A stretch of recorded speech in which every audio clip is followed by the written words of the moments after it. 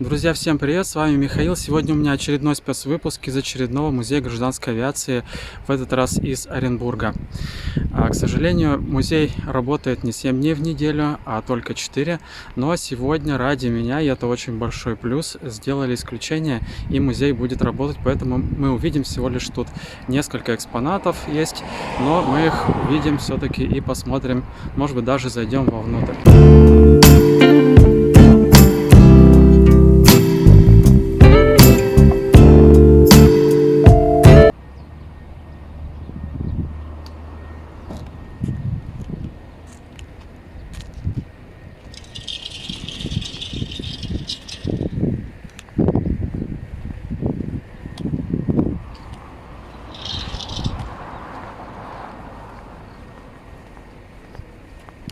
Друзья, помните авиакомпанию Orion Air, которая, наверное, лет 10 не летает? Это один из самолетов, возможно, даже вы на нем летали. Очень легендарная авиакомпания. Все российские чартерные направления, наверное, были у нее.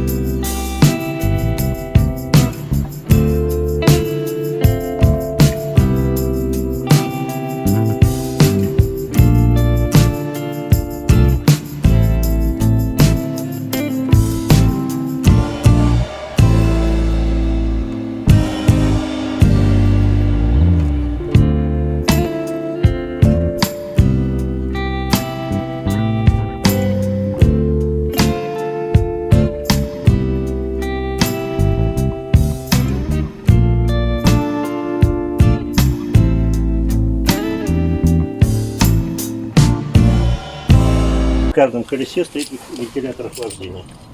В каждом.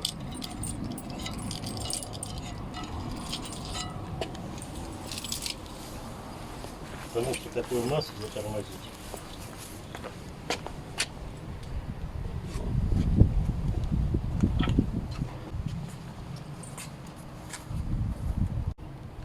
Пойдем.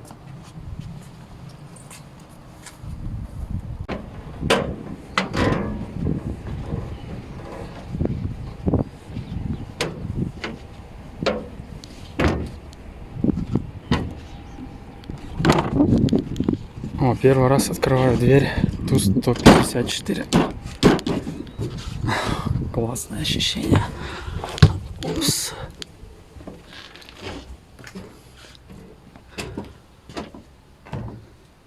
Музейный экспонат. Кстати, в хорошем состоянии.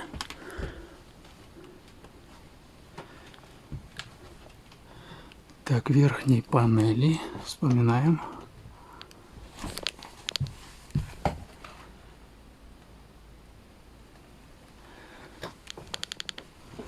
Так, немного из самолета.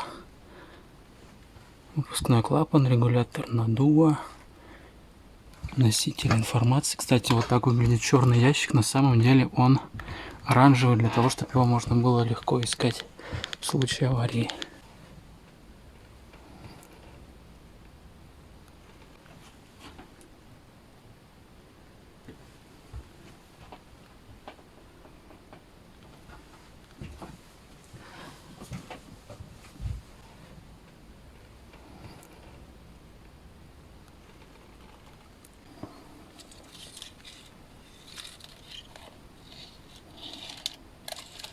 Здесь две катушки. Видите, он боком стоит. Угу. Здесь две катушки. Под ним еще одна катушка. И вот он с верхней катушки переписывает на нижнюю. Потом, когда пленка заканчивается, реверс срабатывает, и он с нижней катушки пишет на верхнюю катушку. И так 9 дорожек у него. 9. На 25 часов полета. Он записывает это параметры.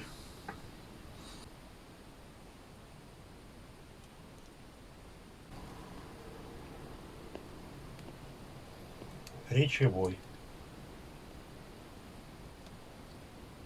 Вот речевого хватает на 30 минут полета. То есть он записывает все переговоры за последние 30 минут. Это вот настольная книга «Наставление по производству полетов», написанная кровью. Ну, вот этот вот букварь, скажем так, его изучают уже в вузах? Нет, сейчас уже не изучают. Какая книга последняя? Так, это смотрим, да? Или книга 1, Какая книга последняя? книга 10. Все по этому самолету.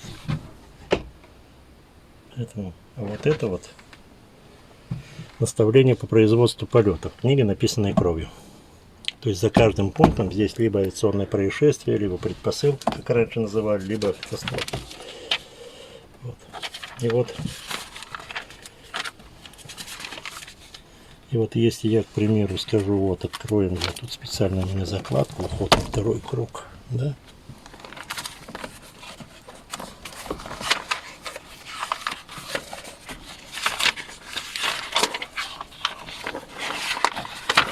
Вот, вход на второй круг. И вот здесь перечислено, в каких случаях экипаж должен уходить на второй круг.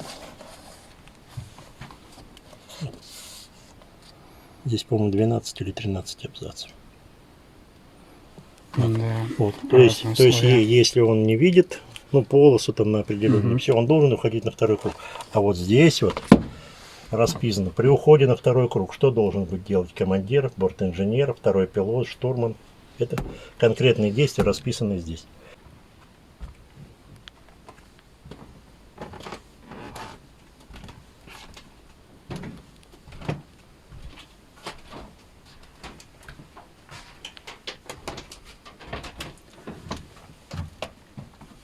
Самолет немного поскрипывает, если вы слышите. В туалет давайте зайдем. Нет. Нет, туалет закрыт. Тоже закрыто. Так, это была правая часть салона. Теперь пойдем в левую.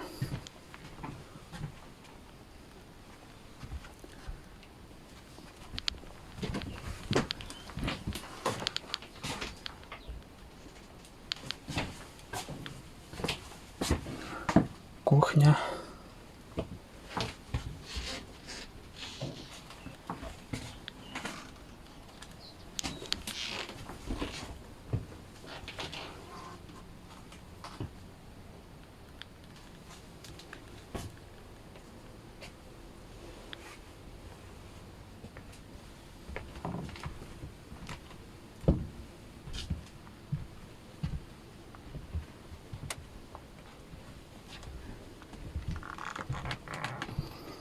Место для крепления люльки детской.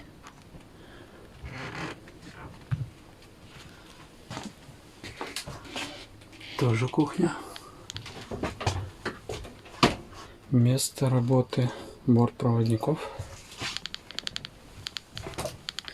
И, наконец-то, кабина пилотов.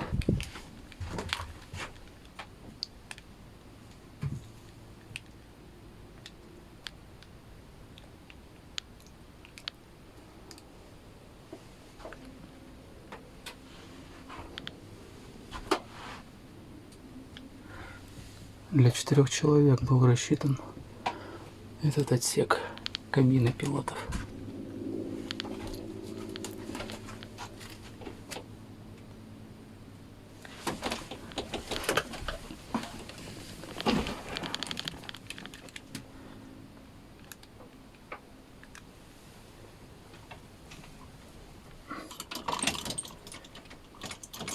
Нет.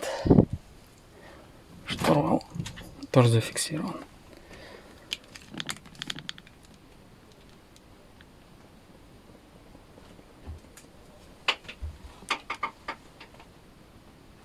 Очень интересное атмосферное место.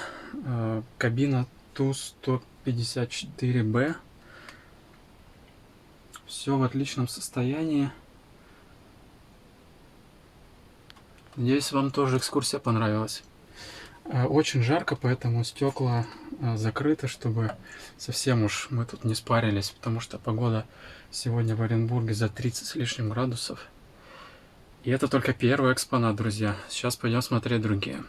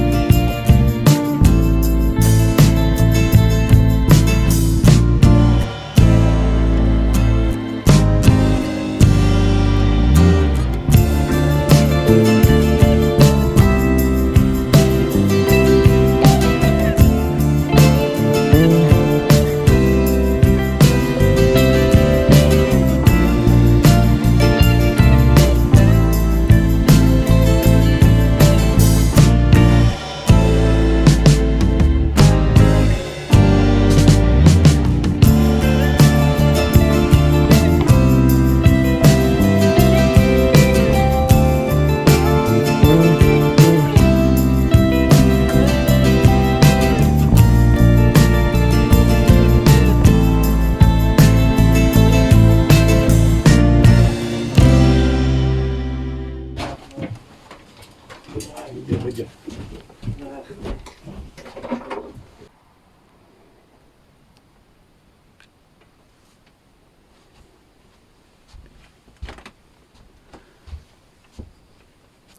Это салон экономического класса, тот был салон бизнес-класса.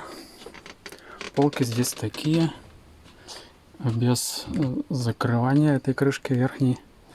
Обозначение рядов по-русски было ВГ, АБ, ВГ, вот так вот. Еще один отсек экономического класса, тут были столики, может быть даже и для детей, не знаю, не буду уточнять. Последний ряд имел очень большое пространство для ног. 2 туалета.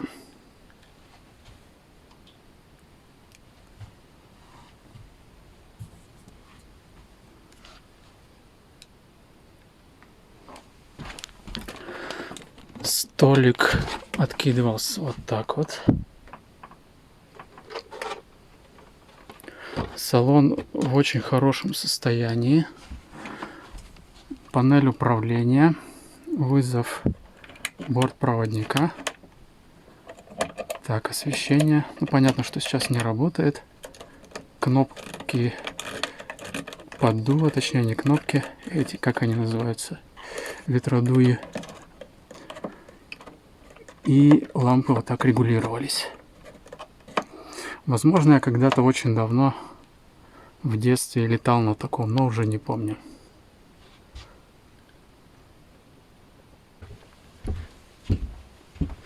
То есть салон из 2 отсеков состоящий. Впереди столики.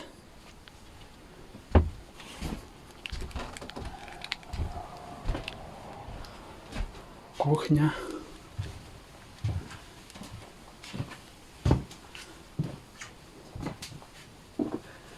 Кабина экипажа. И вот там один из членов экипажа сидел, представляете? Вторая кабина пилота, Ту-134А. Можно понажимать кнопочки.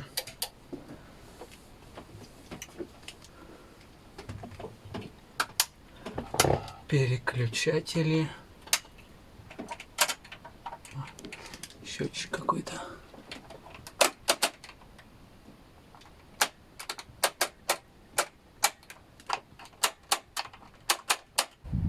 Следующий, третий экспонат самолета Ан-24Б.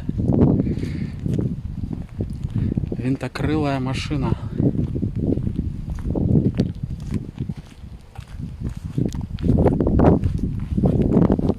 До сих пор эксплуатируется, поэтому посмотреть самолет будет очень актуально.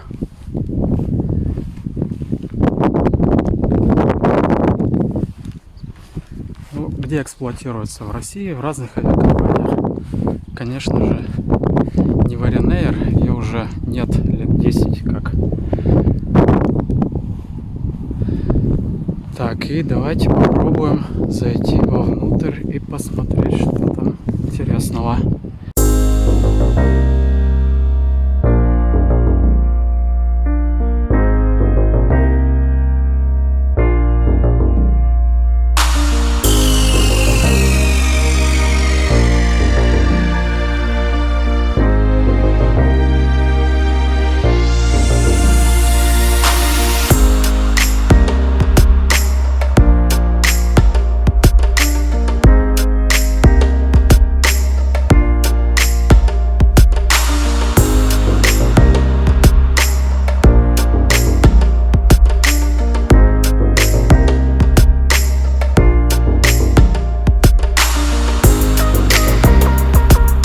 Так, заходим сзади. Здесь сразу багажный отсек.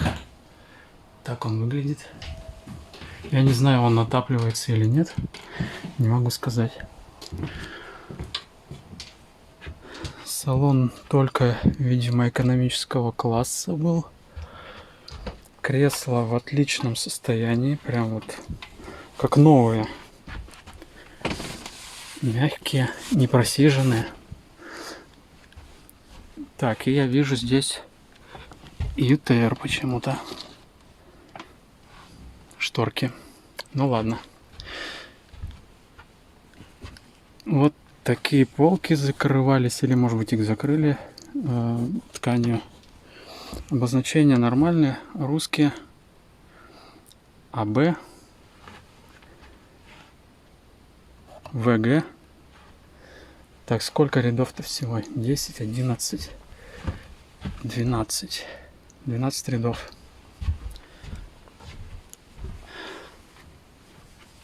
Так, систем управления наверху вот здесь вот нет. Поэтому я не знаю, как регулировались здесь обдув, индивидуальное освещение, ну его, соответственно, и нет. Никогда не летал на этом типе воздушных судов. Возможно, кто-то из вас летает постоянно, но я нет. Поэтому для меня это все в новинку. Я впервые в Ан-24 нахожусь. Кабина пилотов.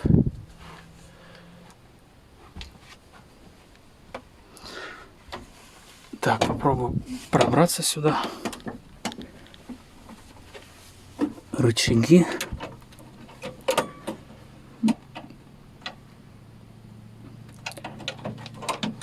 Так, ходит, немножечко поворачивается. Или, как правильно сказать, двигаются. Штурвал. Ой. Нет, штурвал не двигается. Кнопочки нажимаются. Ну, я так по-простому их называю кнопочки. Конечно, у них есть какое-то название техническое. Так, вверху тоже полно всяких приспособлений для покрутить, повертеть, понажимать. Кто знает, тот в курсе. Тумблеры.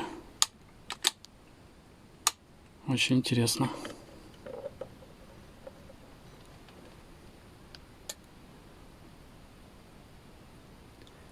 И там, видимо, какая-то станция связи, мне кажется. Тоже утверждать не буду, но предположение именно такое. Здесь, видимо, высота, вот она так вручную цифровым способом. Вот так можно покрутить что-то. Угу. Ладно, крутим обратно, чтобы не упасть. Индикаторы какие-то. Друзья, третий экспонат Ан-24. Тоже очень интересно. Я впервые вообще в Ан-24, не говоря уж о кабине пилотов. На улице еще, мне кажется, стало более жарко.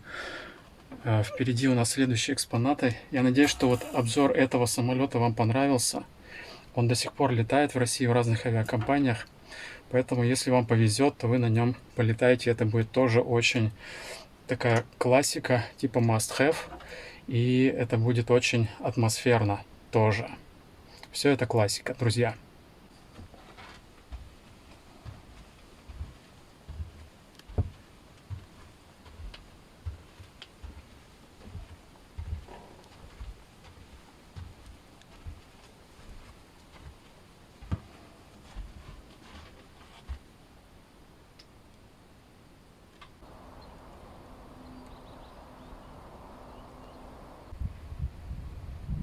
4-й экспонат — самолет Як-40.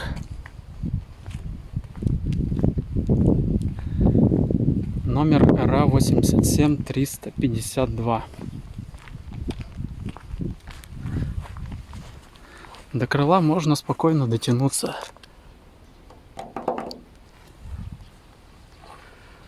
Пройтись под ним можно. Так вот уже где-то середина крыла. Уже надо чуть-чуть нагибаться.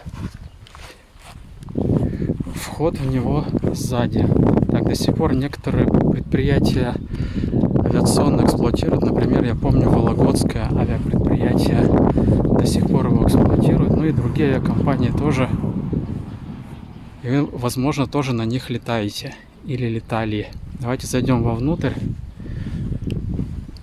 Нагибаем голову, чтобы не удариться. О, такая атмосфера ламповая. И звуки тоже. Поднимание по трапу.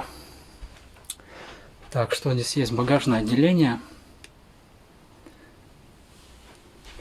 Здесь что-то еще, управление, наверное. Так, одна часть салона, состоящая из 3 рядов по 4 кресла. Полка.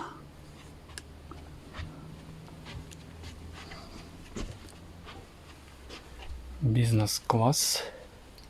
Телевизор Samsung.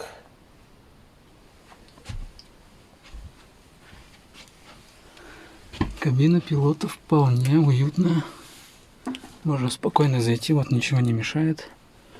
Не надо ни через что переступать, перелазить. Удобно, да. Кстати, удобно действительно. О, кабина нагрелась.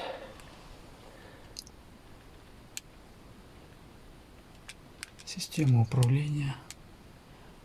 Так, я вижу. Уральские авиалинии. Интересно вспомнить. Увидеть этот экспонат вдали от Екатеринбурга. Очень интересная кабина Як-40. Штурвал. Кнопочки. Так, здесь давайте посмотрим. Двигается, да? Вот.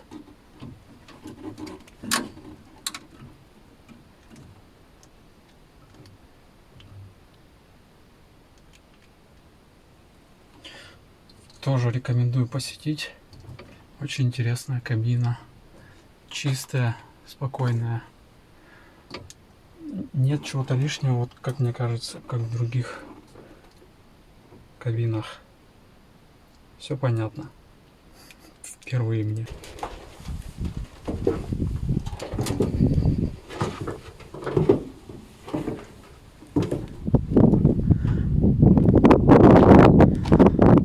Очень интересный борт. Не знаю, смогу ли я когда-нибудь полетать на нем в какой-нибудь авиакомпании российской, которая до сих пор эксплуатирует. Если получится, то это будет очень интересно. 5-й экспонат — самолет Ан-2. Такие до сих пор эксплуатируются. И можно много еще где на них полетать. Эксплуатируются они, конечно, на местных авиалиниях. Вот вроде бы здесь я видел в аэропорту Оренбурга. ЮТР эксплуатируют в Тюменской области. На севере России, в Сибири они эксплуатируются до сих пор. Самолеты рабочие. Но им на смену уже разрабатывается другой борт. По-моему, называется Байкал. Когда-нибудь дождемся. Сюда мы тоже зайдем. Вход для меня специально открыт сегодня в нерабочий день, напоминаю. Еще раз благодарю аэропорт Оренбурга за индивидуальный подход лично ко мне. О, так, тоже я впервые в Ан-2. Что я вижу? Так, вот это, наверное, кресло, сиденье. Да, вот так вот устанавливается. Ну, примерно вот так. Загибаются. и закрываются. Кстати, для прыжков с парашютом он используется очень активно на малых аэродромах российских. Поднимаемся вверх под уклоном и заходим в кабину пилотов. Вот такая маленькая. Как салон какого-нибудь маленького автомобиля типа Матиза или что-то в этом роде. Усаживаемся поудобнее. Так, радио СПУ. Я не знаю, что это за радиостанция такая. Ой, здесь очень нагрето, очень жарко, конечно. Я тут спарюсь. Так, что мы видим здесь? Таблица высот, наверное. Так, видно вам? Вот, видно. Пропеллер.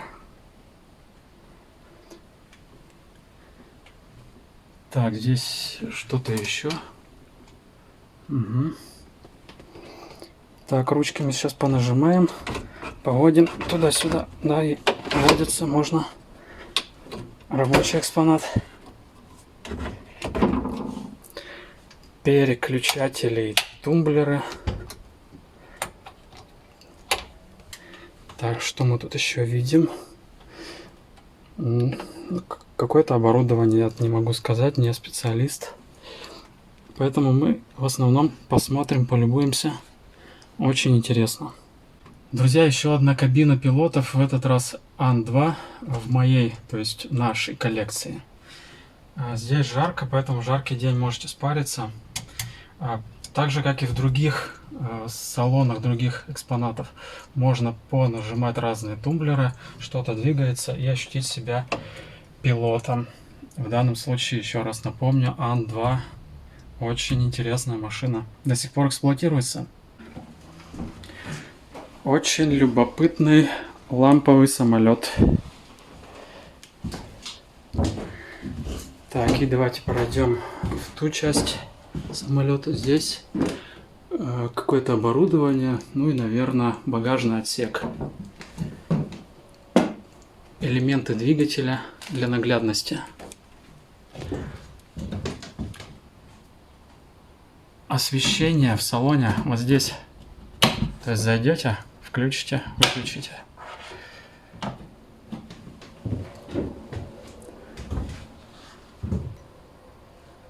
Закрыть, открыть дверь. Тоже все просто и понятно. Не надо не нажимать ни на какие интерактивные панели. Все ламповое, все ручное.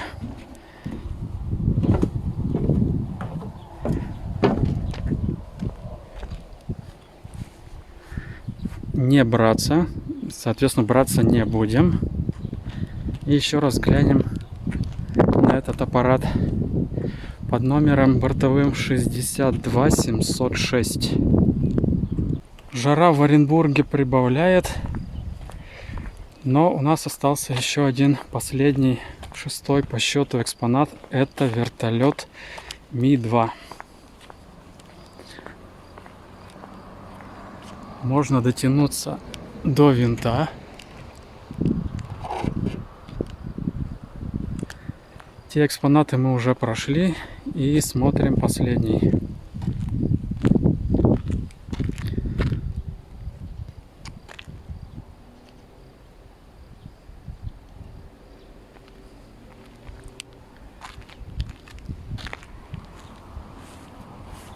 Вот такой небольшой вертолет, очень удобный. 15699. Заходим в салон. Тоже хочу отметить, что салон отличного качества. Я подозреваю, что эти все экспонаты нормально подготовили для туристов. Так, заходим через вот эту вот ступеньку. Так, одной рукой держу камеру, второй пытаюсь пробраться. Ага, нормально получилось. То есть экспонаты, видимо, не просто поставили после того, как их сняли с эксплуатации, а еще и подготовили для туристов. Вот, извините, я вот так вот залез. Так, штурвал, наверное, это называется, да, штурвал. Джойстик, типа, можно подвигать немного. Так он двигается. Второй тоже двигается параллельно. Угу. Кнопочки можно понажимать. Опять же, может быть, у этих кнопочек есть какое-то название техническое, но я не знаю, поэтому вы меня поправляете. И вот такая панель управления аналоговая. Что-то, наверное, можно подкрутить. Почувствовать себя пилотом. Стеклоочиститель. Так, что-то еще. Фары. Основной, большой, ярко. Так, РВ что-то, я не знаю, что такое. Здесь давайте посмотрим. Так, тоже что-то. Вот я не знаю, что это. На других самолетах тоже было. Что-то выставляется. Так, жду в комментариях, что это такое выставляется. Высота или что это? Так, здесь, наверное, радиоприемник какой-то. То есть канал связи. Угу. Градусы какие-то, я не знаю, давление масла, температура масла и что-то еще, все остальное. Так, давайте посмотрим вверх. Ой, так. Угу. Не очень привычно, но сейчас разберемся. Переменный ток. Так, освещение, сигнальные ракеты какие-то, видите? Так, фары. Против солнца защита. Очень актуальная сегодня. И посмотрим назад. Здесь какой-то диванчик есть. А там еще, кстати, вот вход открыт. Давайте через него сейчас зайдем, посмотрим с той стороны. Но прежде чем мы с той стороны зайдем, давайте посмотрим еще раз вместе со мной, если вам это интересно, конечно, как все это выглядит. Вот я нажимаю на кнопочки, на рычаг управления, типа джойстика. Тоже я рекомендую посетить. Вообще этот музей, этот экспонат, вертолет единственный здесь находящийся. Тоже очень интересно. Приходите сюда, делайте фотографии. Вход сюда бесплатный. И за проведение съемки здесь денег платить не надо. И сейчас обойдем вертолет и зайдем с другой стороны. Оп, и обошли. О, здесь еще одно сиденье. Оно двойное. Вот оно с той стороны. Давайте посмотрим. Вот оно здесь есть. С одной стороны. И с этой стороны тоже. Здесь также, видимо, и багажное отделение, грузовое отделение. Освещение, салон такой кожаный или что-то типа этого. Что-то из управления. Наверное, связь какая-то. Да, наверное, связь. Задний винт. Стабилизаторы. Тоже рекомендую. Все 6 экспонатов Музея гражданской авиации аэропорта Оренбурга. А сам аэропорт находится вот там. То есть этот музей вы мимо точно не проедете. Друзья, обзор Музея гражданской авиации в аэропорту Оренбурга завершен. Я уверен, что вам очень понравилось, как и мне. В очередной раз рекомендую посетить этот музей. Выбирайте время, когда он открыт. Расписание я вам показывал в начале. Посмотрите. Я в очередной раз благодарю аэропорт и руководство за такую замечательную возможность мне и вам посмотреть этот музей. Уверен, что нам всем очень понравилось. Хорошей вам погоды, в данном случае немножечко прохладной, чем она сейчас есть. И до встречи в новых спецвыпусках. Пока!